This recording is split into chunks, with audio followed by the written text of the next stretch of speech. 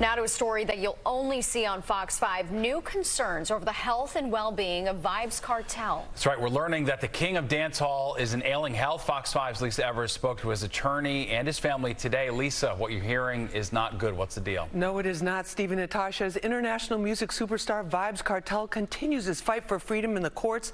He's facing an urgent new challenge, his health and very survival. I obtained a sworn medical affidavit where his private doctor notified authorities that his Graves' disease and heart condition are getting worse, and that if he does not get surgery soon, he could die. Mr. Palmer's illness is actually life-threatening. Adidja Palmer is known to millions of fans around the world as entertainer Vybz Kartel. For the last week, he's been in solitary lockdown 23 hours a day over an alleged cell phone infraction.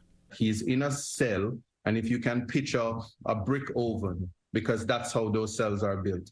The ventilation is next to none. The man, widely considered to be the king of dancehall music, has been behind bars in Jamaica since 2011 on a murder conviction. It's a crime he insists he did not commit and is appealing the conviction to the UK's highest court. But now the severe lockdown conditions, being in a brick cell with no air circulation, no water, and a bucket for a toilet, are making his health worse, says his attorney, Isop Buchanan, who saw him on Memorial Day. What did his face look like? His face is actually swollen, and as I said, one of the things is he always wears glasses because the condition that he has causes his eyes to protrude. The medical report we obtained exclusively was done 2 months ago by Kartel's well-respected private physician, Dr. Karen Phillips. It details his 7-year history battling Graves' disease, a thyroid condition. The report says despite medication, it has not gone into remission. He also suffers from 2 heart conditions and complications.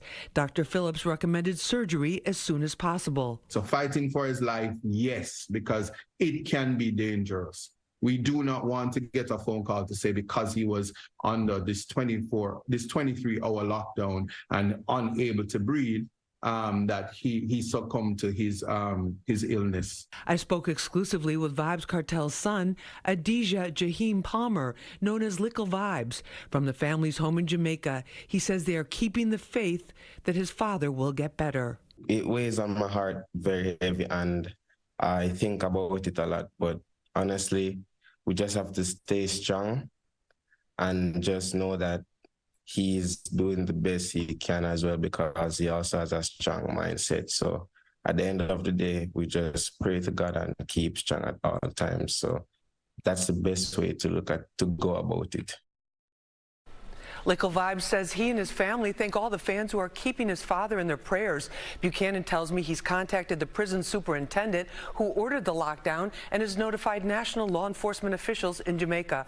I'm in direct contact with his team, and should anything new develop about his condition, I will let you know. I reached out to prison officials, but we got no response. Back to you, Steve. All right, thanks, Lise.